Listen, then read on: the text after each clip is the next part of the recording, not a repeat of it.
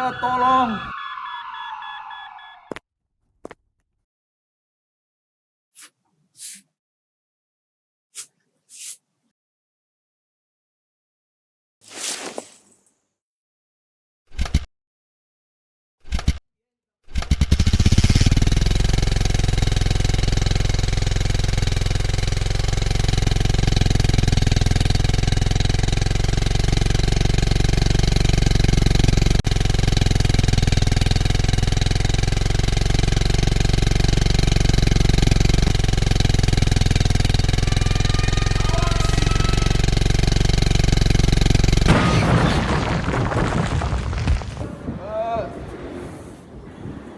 Tolong.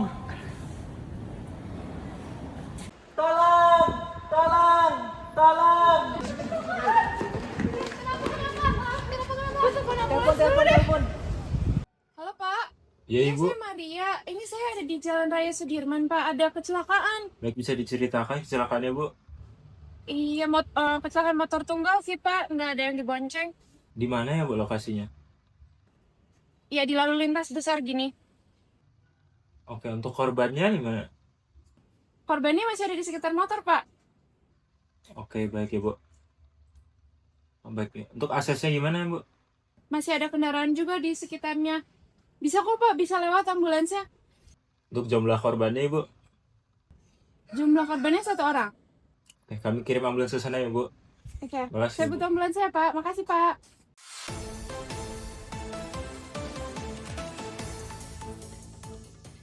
Melaporkan seorang laki-laki berusia 21 tahun bernama Bapak Fendi, seorang mahasiswa, ditemukan di lokasi kecelakaan lalu lintas di jalan raya.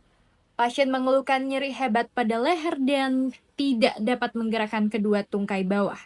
Saat ditemukan, pasien dalam kondisi sadar namun tampak cemas dan kesakitan dengan posisi tubuh terlentang di aspal. Pasien berusaha menggerakkan tubuhnya karena panik.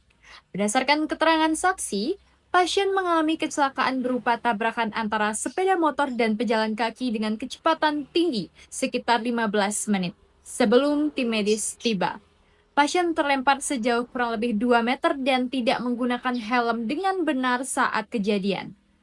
Pasien juga sempat tidak sadarkan diri selama sekitar 2 menit. Melihat mekanisme trauma yang berat, keluhan nyeri pada leher, serta adanya kelemahan pada kedua tungkai, tim medis mencurigai adanya cedera pada tulang belakang servikal dengan kemungkinan keterlibatan saraf tulang belakang.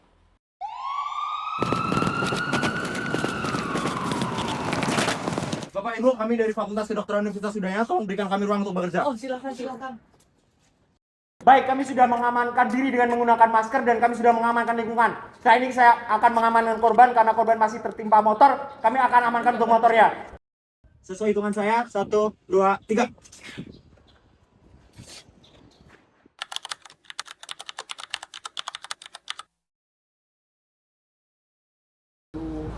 Bapak bisa mendengar suara saya?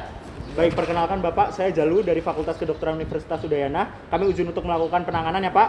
Iya. Baik, karena pada leher pasien terlihat ada memar, maka saya akan melakukan fiksasi pada leher pasien. Baik, tim penolong silakan lakukan primary survey.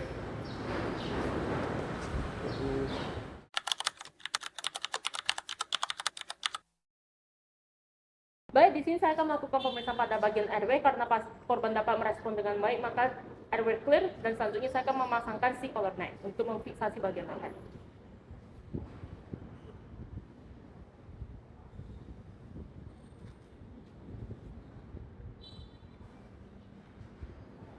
Baik, C-collar neck sudah terpasang dengan baik.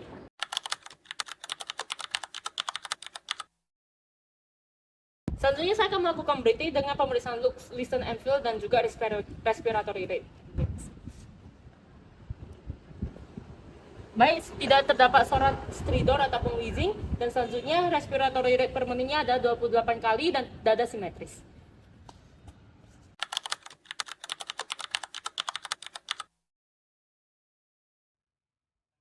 Baik, selanjutnya saya akan melakukan cek C, yaitu circulation. Yang pertama saya akan mengecek nadi radialis pasien.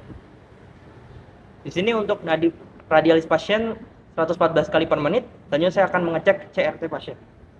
1, 2, 3, 4, 5. 1, 2, 3, 4. Di sini CRT pasien 4.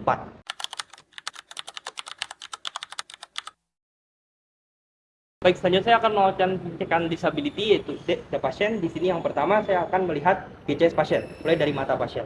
Di sini mata terbuka secara spontan. Lalu untuk verbal pasien, Pak, ini nama Bapak siapa? Tidak tahu.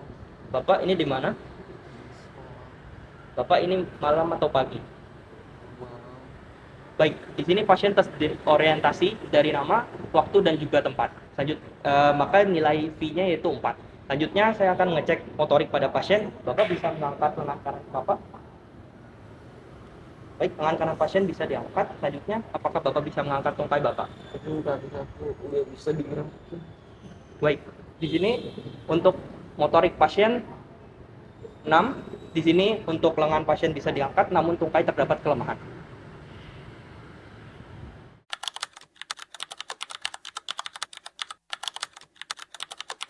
Baik, selanjutnya saya akan mengecek E, yaitu exposure. Di sini saya akan melihat apakah ada luka-luka lain ataupun deformitas. Ini sih ya Bapak.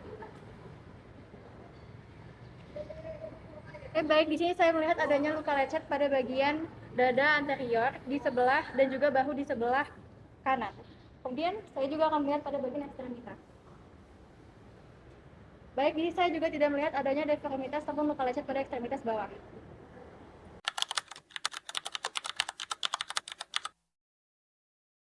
Baik, karena pada pasien terdapat kelemahan ekstremitas bawah dan juga pada leher terdapat memar yang menandakan adanya cedera servikal, maka kami akan melakukan evakuasi dengan menggunakan metode lock roll dengan menggunakan long spinal board.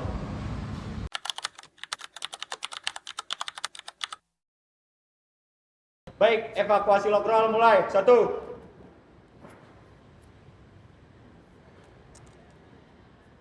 2, 3, 4, 5.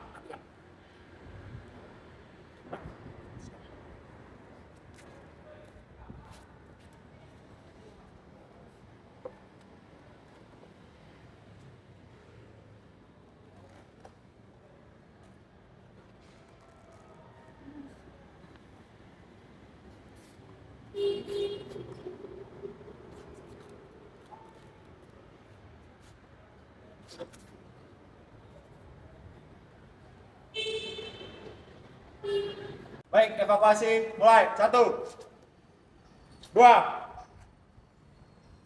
3, 4.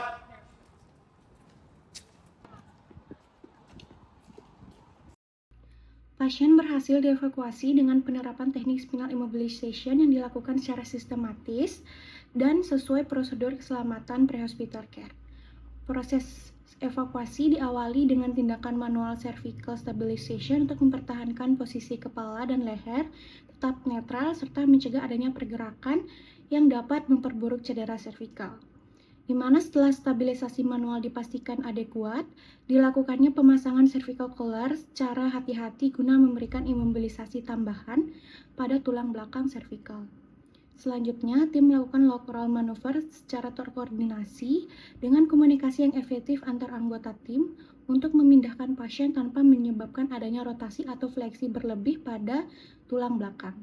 Dan teknik ini dilakukan dengan menjaga alignment kepala, leher, serta tubuh agar sejajar selama proses pemindahan. Lalu setelah itu, pasien diposisikan di atas lock spine board dan dilakukannya fiksasi menggunakan strap pegangan pada area tubuh dan kepala agar posisi pasien tetap stabil selama transportasi menuju fasilitas kesehatan. Lalu, seluruh tindakan ini dilakukan dengan prinsip primary survey serta patient safety untuk meminimalkan adanya risiko terjadinya secondary spinal cord injury akibat pergerakan yang tidak tepat selama evakuasi. Dengan penerapan teknik spinal immobilization yang baik dan benar, kondisi pasien dapat dipertahankan secara stabil selama proses mobilisasi serta transportasi. Berdasarkan mekanisme trauma berenergi tinggi berupa kecelakaan lalu lintas dengan pasien terlempar sejauh 5 meter, serta sempat mengalami penurunan kesadaran, tim medis mencurigai adanya cervical spine injury, Kecurigaan ini diperkuat oleh keluhan nyeri hebat pada leher, kelemahan dan penurunan sensibilitas pada kedua tungkai bawah, sehingga setiap pergerakan pasien harus diminimalkan untuk mencegah secondary spinal cord injury akibat pergeseran tulang belakang.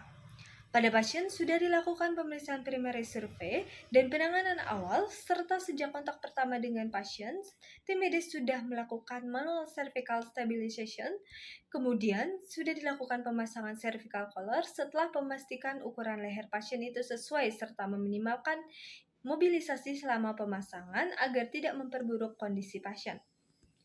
Selanjutnya dilakukan log roll manuver secara terkoordinasi dan pasien segera diimobilisasi menggunakan long spine board untuk mempertahankan posisi tulang belakang tetap inline selama proses evakuasi dan transportasi menuju rumah sakit rujukan. Kami dari SDD A11 mengucapkan terima kasih dan semoga bermanfaat.